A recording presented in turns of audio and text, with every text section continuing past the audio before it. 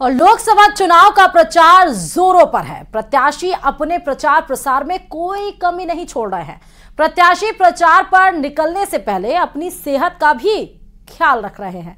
इसी को लेकर चुनावी थाली कार्यक्रम में झुंझुनू लोकसभा से बीजेपी प्रत्याशी शुभकरण चौधरी से खास बातचीत की। झुंझुनू संवाददाता कृष्ण सिंह शेखावत ने झुंझुनू शुभकरण चौधरी झुंझुनू से बीजेपी प्रत्याशी हैं, जिनसे खास बातचीत की गई है।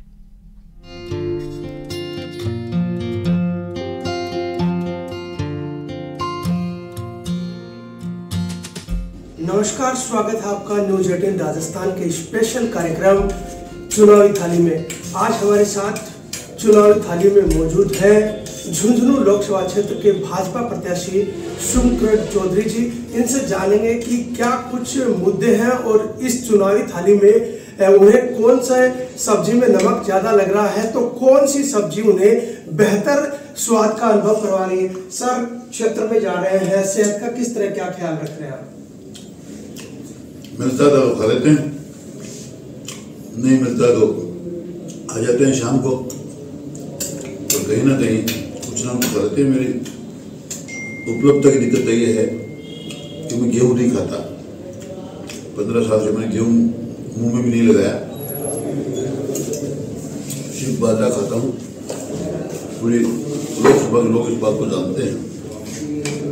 इसमें घूमते घामते कोई भी व्यक्ति, कोई ना कोई कार्यकर्ता इस बात की ऑफर करता रहता है। जहाँ उपलब्धता होती है वहीं जो मिलता है वो खा लेते हैं। रही बात नमक की, तो मैं जब से मैंने होश संभाला है, 8-10 साल का होगा, आज तक मैंने कभी किसी के यहाँ से नमक ऊपर से उठा के सफेद नमक सब्जी में या रोटी में डाला नहीं। जो होता है मैं वही खाता हूँ। बिल्कुल कोई भूल भी जाती है गृहिणी तो भी मैं नमक नहीं लेता दोबारा वापस। नमक जो होता है वही होता है। सब्जियों का कोई स्वाद और अच्छाई बुराई मेरी है ही नहीं। जो मिलता है, जो सब्जी है, सब अच्छी है, मिल जाए वही खाते हैं। एक अभी आप चुनावी प्रचार में निकलते हैं सुबह, तो दिन भर का क्या कुछ शेड्यूल रहता है खाने को लेकर? शाम को किस तरह क्या है आप पूरी दिनचर्या? सुबह हल्का फुल्का कुछ मिलता है तो खा के निकलते हैं। दिन में गाँव में कोई कार्यकर्ता व्यवस्था है तो करता तो ठीक है, नहीं शाम को 11-12-1 बजे आते हैं, उस टाइम दलिया खा लेते हैं। तो इस समय जो चुनावी कार्यक्रम चल रहा है उसमें क्या कुछ मुद्दे हैं झुंझुनू के विकास को लेकर इस चुनावी कार्यक्रम? विकास को लेकर झुंझुनू में बड़े मुद्दे हैं। झुंझुनू जैसे लोकसभा क्षेत्र में 2-3 विधानसभा से जहाँ पानी पीने के पानी की बूंद नहीं, 12 महीने लोग टैंकरों से पानी डलवाते हैं। कई जगहों में पानी बाहर से लाना पड़ता है। सिंचाई के ऊपर आधारित था पूरा जिला, बरसों तक बोर्ड डालता रहा, लोग धोखा देते रहे। अब की बार जीतेंगे तो नहर लाएंगे। 34 साल लगातार ये क्रम चलता रहा। पहली बार भारतीय जनता पार्टी की डबल इंजन की सरकार बनी है। राजस्थान में बीजेपी की सरकार जैसे ही बनी, बिना जनता से पूछे, सिर्फ कार्यकर्ताओं की मंशा के अनुसार राजस्थान के मुख्यमंत्री जी ने भारतीय जनता पार्टी की हरियाणा की सरकार से एमओयू कर लिया और अब एक आस जगी है कि यमुना का पानी आएगा। ये इतना बड़ा मुद्दा है कि इस मुद्दे पर कांग्रेस को 34 साल तक वोट मिले। कई जगह शिलान्यास के पत्र भी लगे हैं। बहुत जनता को निराश होना पड़ा है और आज हमारे सामने वही लोग फिर वोट मांग रहे हैं जिन्होंने जनता को 34 साल तक धोखा दिया। चुनावी कार्यक्रम में निकल रहे हैं। मोदी सरकार के 10 साल के कौन से कार्य हैं जो इस थाली में आपको बेहतर स्वाद का अनुभव करवा रहे हैं? मोदी सरकार की खाने के मामले में सबसे बड़ी उपलब्धि है कि मोदी सरकार ने मिलेट को बहुत महत्व दिया है। राजस्थान के लिए तो ये वरदान है हम लोगों का बड़े जमाने से आदिकाल से खान पान मिलेट का ही रहा है, मोटा अनाज खाना।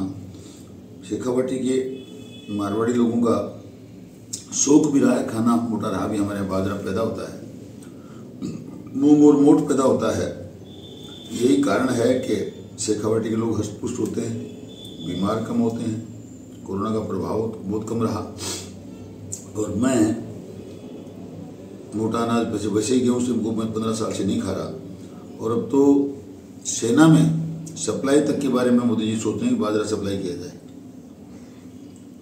अभी मैं देख रहा हूँ कि आपकी जो थाली है उसमें श्री अन्न है, और जो प्रधानमंत्री नरेंद्र मोदी है वो भी इस श्री अन्न को है वो बेहतर मानते हैं। तो आप कौन सा ऐसा श्री अन्न है जो झुंझुनू की सेहत के लिए बेहतर मानते हैं कि इस तरह के विकास के काम हो जो श्री अन्न के तौर पर झुंझुनू के विकास को नए आयाम स्थापित करवाने में अहम साबित हो? झुंझुनू की थाली में सबसे पहले यमुना का पानी आए, कुंभा लिफ्ट का पीने के लिए पानी आए, हमारे हिस्से का सिंचाई का पानी आए।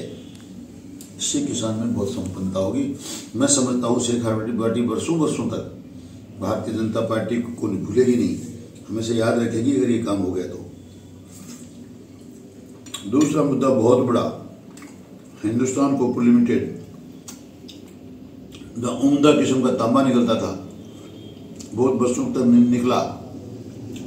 एक बहुत बड़ा शहर कॉपर के नाम से बसा। 12,500 परिवार राजस्थान के, झुंझुनू के और पूरे देश के अनेकों प्रांतों से आकर लोग यहाँ बसे थे, नौकरी करते थे, व्यवसाय करते थे। बहुत बड़ी संपन्नता थी। वो कारखाना कांग्रेस के समय में बंद हुआ। और दुर्भाग्य तो ये है कि हमारी कश्ती वहाँ डूबी जहाँ पानी कम था। जिस टाइम झुंझुनू जिले के खान मंत्री हुआ करते थे उस टाइम उस जेल को ताला लगा। सबसे दूसरे नंबर का मुद्दा यही है पानी के बाद कि एससीएल चालू हो जाए, 15,000 लोगों के परिवारों का पेट पलेगा। वहाँ शेखावाटी में खेती के सिवा कुछ है नहीं, खेती में पानी नहीं, इसलिए कोई ना कोई उद्योग धंधा यहाँ स्थापित होना चाहिए। हमारा रिपो का जो हमने औद्योगिक क्षेत्र तैयार किया था पहले, उसमें भी कहीं बहुत ज़्यादा